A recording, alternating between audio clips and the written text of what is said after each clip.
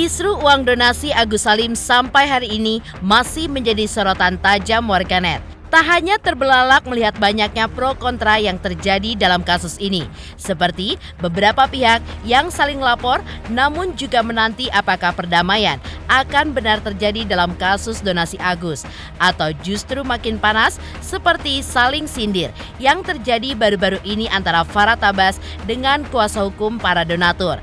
Lantas, seperti apakah sindiran Farhad Abbas yang menilai kuasa hukum para donatur adalah pengacara yang tidak jelas dan tidak memiliki legalitas? Lalu, seperti apa pihak kuasa hukum para donatur yang langsung menanggapi sindiran dari Farhad Abbas? Di sisi lain, seperti apakah Herwanto mengungkap mengenai perkembangan terupdate pasca melaporkan Farhad Abbas ke Peradi, hingga respon pedas pun juga meluncur dari mulut Farhad Abbas. Dan bagaimana pula tanggapan Herwanto saat Farhad Abbas merasa terganggu usai dilaporkan ke Peradi, hingga Herwanto pun membagikan kata-kata dari ulama.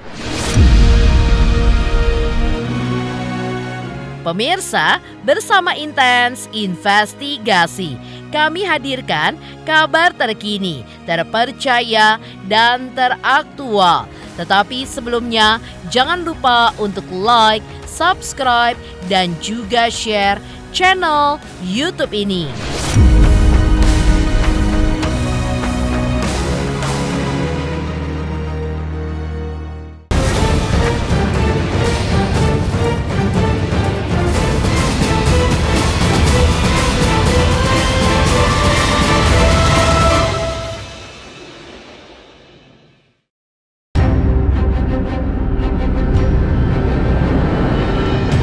Kisru donasi Agus Salim kini makin melebar. Pasalnya, Farhad Abbas kembali menjadi sorotan dengan pernyataan kontroversialnya terkait polemik donasi yang menyeret nama Agus Salim. Seperti yang tampak dalam unggahan-unggahan ataupun status-status terbarunya di media sosial miliknya, di mana Farhad Abbas pun tampak tidak segan untuk menyindir pengacara yang mewakili para donatur. Hei, itu oknum-oknum pengacara donatur yang gak jelas, gak usah nimbrung ke gue ya. Kalian gugat aja, lanjut aja, gak usah pakai alasan, nunggu-nunggu gue damai. Urusan ini gak ada urusan sama kalian ya. Jangan berisik. Tulis Farhad Abbas. Oknum-oknum kuasa hukum yang ngaku-ngaku wakil dari link petisi, kalian gak ada legalitas atau legal standing. Mana surat kuasa kalian dan bukti donasi transfer? Biar kita kembalikan saja uangnya. Kalian terlalu bersisik dan berdosa tahu. Hehehe. Pungkas Farhad Abbas. Melihat banyaknya sindiran Farhad Abbas yang tertuju kepadanya, tim kuasa hukum donatur memberikan tanggapannya, di mana menurut mereka saling sindir-menyindir adalah sebuah hal yang tidak penting. Sedangkan uang dari donatur yang mempercayakan Novi sebagai penggalang dana menjadi donatur berhak segala sesuatunya.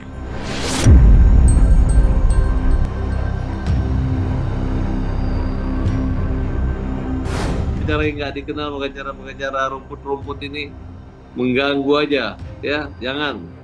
Kalian mengganggu saya, hati-hati ya. Yang ganggu Farhad Abbas masuk neraka, ya nggak usah nanti masuk penjara, neraka aja, oke. Dimanapun itu dia berbicara harus menjadi contoh yang baik, ya. Terus kemudian ini selalu ya, seakan-akan menjadi seorang pengacara pembela kaum lemah, seakan-akan orang yang sudah mendedikasikan dirinya atau mewakafkan dirinya untuk berjuang keadilan orang lemah. Saya nggak tahu nih ya, ini pengacaranya ini dari LBH atau dari pengacara konvensional sih. Donatur itu pemilik uang punya peran di situ yang baik, karena donatur juga ingin mereka lihat berdamai dengan baik, Novi dengan Agus. Malah yang ada, saya dengar kemarin atau saya lihat di video-video media segala macam. Nih ya, biar masyarakat Indonesia tahu ini. Ada donatur yang sudah rela mendonasikan membantu Agus, ya, oleh karena adanya polling, katanya donatur ini mau dilaporkan satu persatu. mau dilaporkan ke polisi, orang yang punya uang mau dilaporkan ke polisi. Ini belajar hukum di mana ya? Dasarnya apa ini mau dilaporkan? Saya baca itu kitab Undang-Undang Hukum Pidana itu, KUHP itu, apa ini yang mau dilaporkan? Selain kedua sindiran tadi, Farhad Abbas pun juga kembali menyindir lewat kalimat-kalimat yang ia tulis, di mana Farhad meminta donatur untuk membuat kuasa dan menggugat perorangan. Donatur yang mau minta kembali uangnya, silakan tunjuk pengacara dan buat surat kuasa dan gugatan orang perorangan. Akan kita hadapi di pengadilan. Gue pengen tahu, bisa nggak kalian kalahkan tim pembela kaum lemah? Sindir Farhad Abbas. Menanggapi hal itu, bagi pengacara donatur meminta Farhad Abbas berkata dengan baik dan menjaga profesi sebagai advokat. Yang dendanya atau nyumbang cuma 10.000, silahkan cari pengacara siapa yang mau bayar. Yang 1 juta silahkan juga cari pengacara untuk sidang 2 tahun, silahkan. Kalau ini mereka nggak ngerti nih, hanya main-main mau bikin sensasi gitu. Hei, saudara FA ya, hargai. Kita sebagai rekan sejawat, saling menghargai profesi kita, saling menjaga martabat profesi kita. Jangan saling menjelek-jelekkan, jangan saling menyerang. Diketahui sebelumnya bahwa di tengah memanjangnya kasus donasi Agus Salim ini, memang ada rencana Agus dan juga Novi untuk bertemu dan berdamai. Namun, hal ini pun seolah tidak ditanggapi serius oleh Farhad Abbas karena adanya banyak syarat. Selain itu, dengan adanya rencana Farhad yang ingin melaporkan para donatur, membuat pihak donatur pun akhirnya bertanya, apa maksud dan tujuan dari Farhad Abbas tersebut. Ada para pihak yang sudah memang harus ketemu titik damainya. Tidak perlu banyak persyaratan lah ya. Ini kan persoalan klien yang bersangkutan dengan Teknopi. Seorang wanita yang sudah menjadi lokomotor penggerak dengan Agus yang penerima donasi atas pergerakan seorang wanita yang dimaksud adalah Teknopi. Kalau mau berdamai-damai, ini banyak persyaratan. Saya dengar nggak boleh ada ini, nggak boleh ada itu apa ya. Saya pikir ini sebenarnya dia serius atau enggak sih gitu loh ya, serius atau memang sengaja mau membuat lelucon. Tapi ya enggak pantas lah ya membuat lelucon dengan cara-cara yang seperti saat ini. Orang masyarakat Indonesia itu sedang menunggu keseriusan masalah ini seperti apa.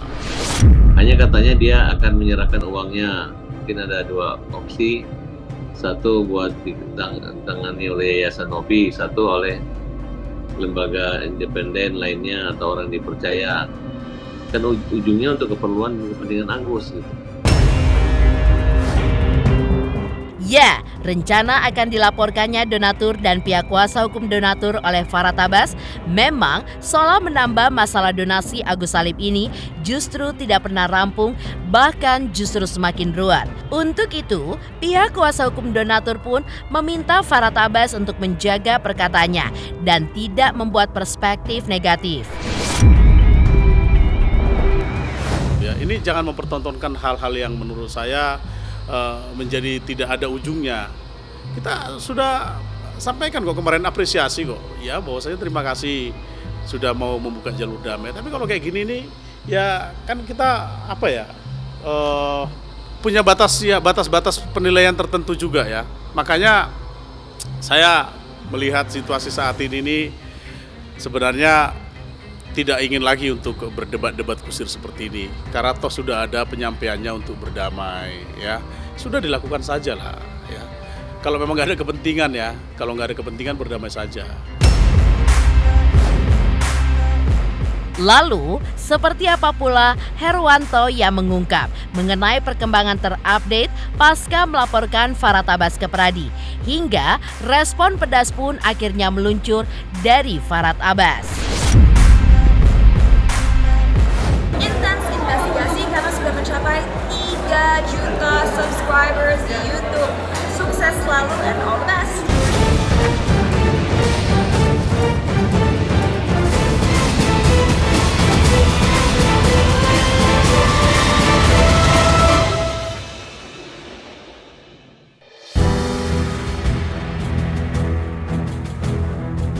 Pemirsa, Selain masalah sindiran Farhad Abbas yang dilayangkan kepada kuasa hukum donatur, konflik antara Farhad Abbas dengan Herwanto yang merupakan seorang praktisi hukum juga semakin ramai menuai sorotan. Pasalnya, beberapa waktu lalu, Herwanto yang mewakili organisasi Barisan Advokat Bersatu resmi melaporkan Farhad Abbas ke Peradi atas dugaan pelanggaran kode etik. Dalam masalah ini, Herwanto menilai Farhad Abbas telah mencoreng kehormatan profesi advokat selama mengurus kasus Agus Salim. Dari perkembangan laporannya itu ke Peradi, Herwanto pun membeberkan bahwa pihak Peradi menyambutnya dengan baik. Bahkan menurutnya, pihak Peradi sudah menunggu laporan tersebut agar bisa segera menindak Farhad Abbas. Bahkan Herwanto pun sudah menyiapkan saksi serta bukti-bukti kuat terkait adanya penyelewengan kode etik yang dilakukan Farhad Abbas. Hingga Herwanto pun juga siap untuk segera dipanggil oleh pihak Peradi untuk dimintai keterangan dan menunggu Farhad Abbas dipanggil oleh Dewan Kehormatan Peradi untuk klarifikasi. Benarkah Herwanto berharap Dewan Kehormatan Peradi bisa menindak tegas Farhad Abbas dan menyarankan agar Farhad Abbas dipecat sebagai advokat? Kebetulan pada saat saya memberikan keterangan kepada teman-teman media, nah bersamaan dengan itu kan ada wakil sekjen tuh, ya. Jadi ada kesekjenan datang tuh, dan saya bersalaman. Dan dia juga sudah tahu bahwa sudah ada surat yang masuk dari Barisan Advokat Bersatu terkait dengan dugaan pelanggaran kode etik terhadap Farhad Abbas. Nah, dia juga sudah bilang langsung akan memberikan disposisi terkait dengan surat kita. Karena apa? Karena mereka sudah diberikan kewenangan untuk dapat memanggil orang yang dilaporkan yang diduga melakukan pelanggaran kode etik. Saksi sudah saya siapkan, bukti sudah saya siapkan, segala sesuatunya sudah saya siapkan semuanya. Nah, kemudian setelah saya mungkin Peradi akan memanggil orang yang saya laporkan, yaitu Farhad Abbas.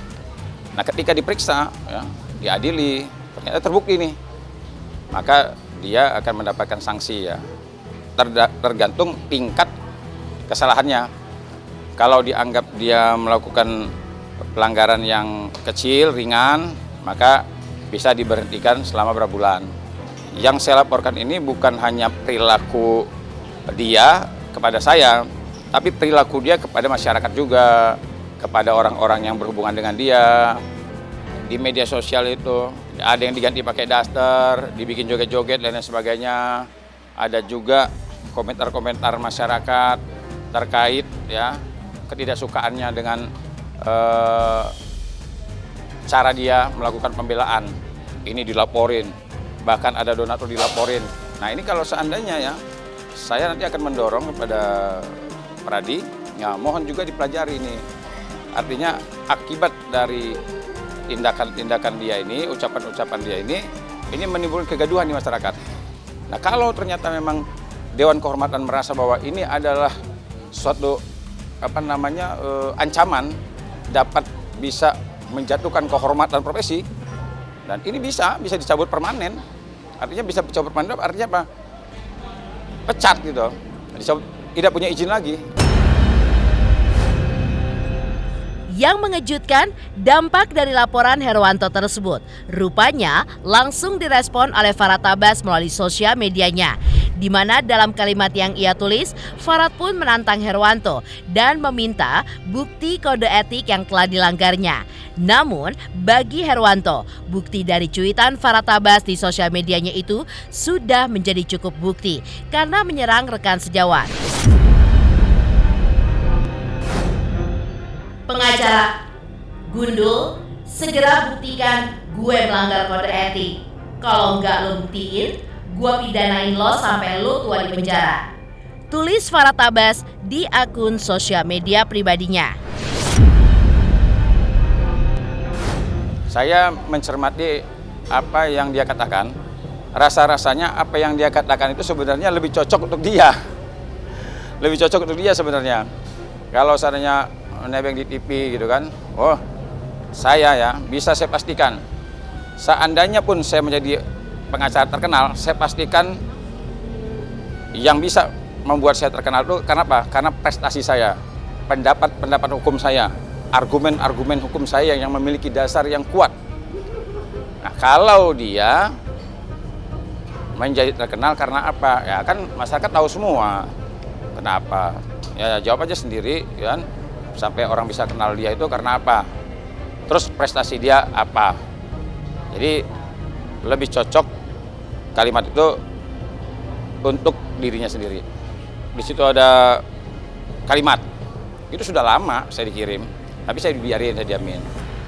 Dia bikin status lagi, salah satu tim saya tuh, dibilang rambut kuning dan sebagainya, saya diamin, kumpulin. Dia lagi bilang lagi, nggak mau berteman, dia blok saya dan lain sebagainya. Ini aja ya, kalau saya sampaikan nanti ke Dewan Kehormatan, ini sudah cukup ya. Karena apa? Yang namanya rekan sejawat itu harus saling menghormati. Lalu, seperti apa pula tanggapan Herwanto saat Farhad Abbas merasa terganggu usai dilaporkan ke Peradi? Selamat untuk intens investigasi. 3 juta subscriber, luar biasa sekali 3 juta. Ya pokoknya semakin sukses lah dan bisa menghadirkan sesuatu yang memang baik untuk diperlihatkan.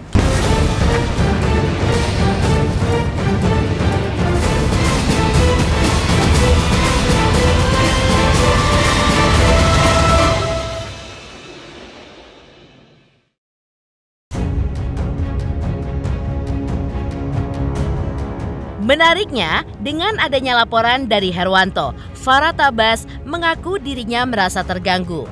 Menanggapi pengakuan Farhad Abbas, Herwanto pun turut merespon hingga membagikan kutipan dari ulama ternama tanah air yaitu A.A. Gim yang berisi tentang seseorang yang harus introspeksi diri. Saya ingat dulu ada ada nasihat dari A.A. Gim.